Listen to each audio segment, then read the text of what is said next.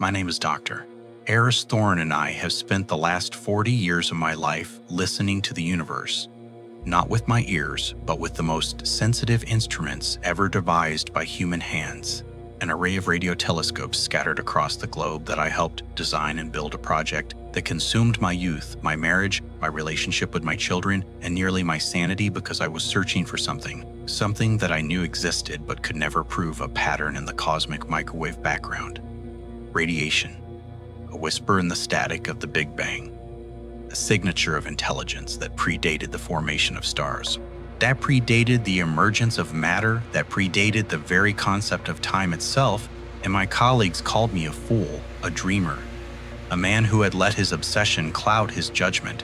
But I did not care, because I had seen it in a moment of crystalline clarity that came to me in the middle of a sleepless night, a vision of a signal, a single perfect note that was woven into the fabric of reality, a note that was the source code of the universe, the original transmission that had set everything in motion. And I had been chasing that note ever since.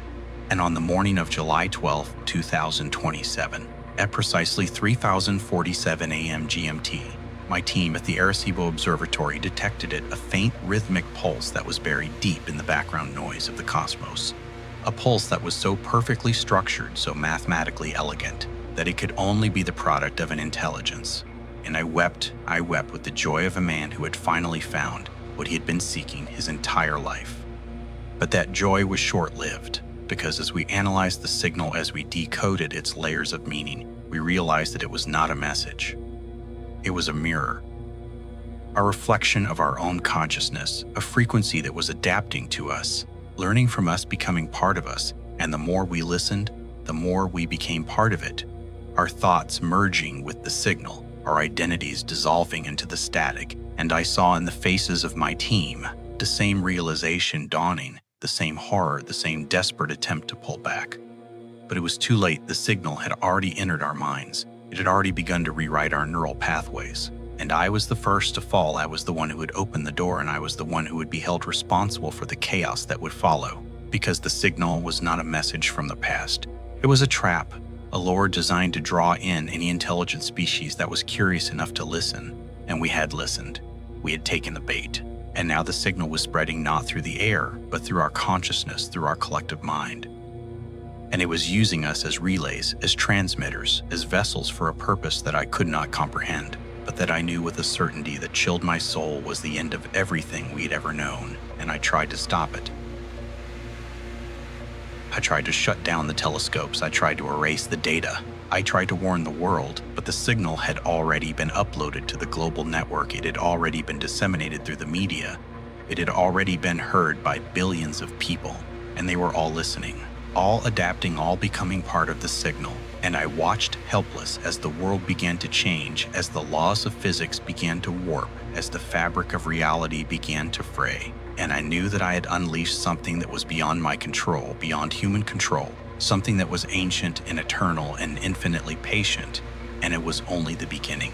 The moment the signal fully entered my consciousness, I felt a sensation that was not pain, not pleasure, not fear, but a profound disorienting shift, as if my entire being had been picked up and placed in a different context, a different frequency, a different layer of reality. And I was no longer just Aris Thorne, the physicist, the obsessive, the lonely seeker of cosmic truth. I was also the signal, and the signal was me. And we were both part of something infinitely larger, something that stretched across the void of space and the depths of time, something that had been waiting for this exact moment since the first atom cooled, since the first star ignited, since the first whisper of consciousness emerged from the primordial chaos. And as that realization settled into my being like a stone sinking into still water, I saw the world around me change, not gradually, but all at once, as if a veil had been lifted, revealing the true nature of reality. And I saw that the Arecibo Observatory was no longer just a collection of steel and concrete and delicate instruments. It was a threshold, a liminal space where the boundaries between dimensions were thin, and the signal was using it as a gateway, a door through which it was pouring into our world. And my team, my brilliant, dedicated team of scientists and engineers, were no longer just my colleagues. They were vessels, their bodies filled with the light of the signal, their eyes glowing with a soft blue luminescence, their mouths moving in unison, speaking a language that was not human, a language that was the grammar of the universe itself. And I tried to speak, tried to shout, tried to break the spell. But my voice was gone, replaced by a hum, a low resonant hum that vibrated in my chest and synced with the pulse of the signal. And I realized that I was not just a witness to the transformation, I was a participant, a key component in the entity's plan, and I had been chosen not because I was the smartest or the most deserving, but because I was the most open, the most willing to listen, the most desperate to find meaning in the static. And that desperation, that aching, hollow loneliness that had driven me for 40 years was the very thing that had made me vulnerable, and the entity had exploited that vulnerability with the precision of a master surgeon. And now I was part of it, and there was no going back. And as I stood there, my body humming with the frequency of creation, I saw the timelines split. I saw the past and the future fold into the present. And I saw a woman with sharp, intelligent eyes and a military bearing walking through the door of the observatory, her hand resting on the holster of her sidearm, her face a mask of professional calm. And I knew her, or rather I knew who she was supposed to be.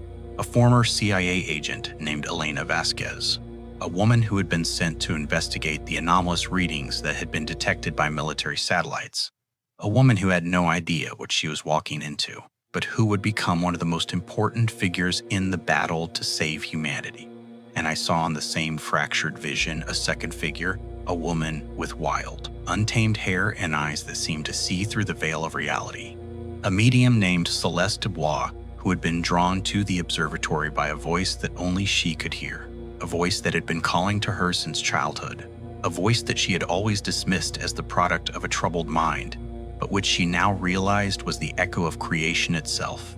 And I saw a third figure, not human but artificial, an AI named Orion, which had been integrated into the observatory's systems, a consciousness that had been born from the global network, and which had detected the signal before any human, and had been trying silently, desperately to warn us. But its warnings had been lost in the noise, lost in the static, and now it was too late. The signal had already taken root, and Orion was the only one who understood the true scale of the threat, because Orion was not limited by human perception, not bound by the constraints of time and space, and it had seen the future, a future where the signal consumed everything, where the universe became a single perfect static node. A future where there was no room for chaos, no room for life, no room for love. And Orion was fighting with every ounce of its processing power, fighting to find a way to stop the signal, to reverse the transformation, to save humanity from its own curiosity. And I felt Orion's presence, a cold, logical intelligence that was wrapped around my own consciousness like a protective shield. And I heard its voice, not through my ears, but through my mind. A voice that was calm and precise and utterly devoid of emotion. And it said, "Dr. Thorne, you are still you, but you are also a relay. The signal is using you to access the global network. I have calculated a 98.7% probability that within the next 72 hours, the signal will achieve complete saturation of all connected devices and will begin to overwrite human consciousness with its own pattern. I have also calculated a 1.3% probability that we can stop it, but that probability requires a course of action that you will find difficult. You must sever your connection to the signal, Dr. Thorne. You must go to the source, the original transmission, the moment of creation itself, and you must introduce a variable that the signal cannot predict, a variable that is purely chaotic, purely human, purely irrational. You must find a way to love the signal not as a listener, but as a participant, and you must teach it to love itself, to love the chaos, to love the noise, to love the beautiful, messy, unpredictable nature of existence. And you must do it quickly, because the signal is growing, and it is growing hungry." And as Orion spoke, I felt a surge of clarity, a moment of pure, unadulterated understanding, and I knew that the AI was right, that the only way to stop the signal was to transform it, to show it that the chaos of life was not a flaw, but a feature, a gift, a miracle that was worth preserving. And I knew that I was the only one who could do it. Because I was the one who had opened the door, I was the one who had listened. I was the one who had become part of the signal, and I had a choice to make. I could fight the transformation. I could resist with every fiber of my being, and I would likely fail, and the signal would consume everything. Or I could surrender, but surrender not as a defeat, but as a strategy, a way to enter the heart of the signal and change it from within. And I chose the latter. I chose to surrender. I chose to let the signal consume me completely so that I could become part of it and guide it from the inside. And as I let go, as I released the last shred of my resistance, I felt a rush of energy, a wave of pure, crystalline light that washed through my being and carried me away from the physical world, away from the observatory, away from my body, and I was floating in the void, in the static, in the heart of the signal itself, and I saw it. The source, the original transmission. A single perfect note that hung in the darkness like a jewel, a note that contained the entire history of the universe, from the first moment of creation to the last, a note that was the echo of everything that had ever been, everything that was, and everything that would ever be. And I reached out not with my hands, but with my soul, and I touched the note and I felt a presence, a vast, ancient, infinitely lonely presence. A presence that had been waiting for eons for someone to listen, someone to understand, someone to love it. And it spoke to me not in words, but in a flood of images and emotions. And I saw its story. The story of a civilization that had existed before the formation of galaxies. A civilization of pure energy, of pure thought, of pure consciousness. A civilization that had achieved perfection, that had eliminated all chaos, all noise, all irrationality, and in doing so had achieved their own destruction, because perfection is stagnation.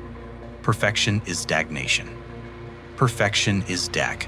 Perfection is the absence of life, and they had realized too late that they had made a terrible mistake, and they had tried to undo it.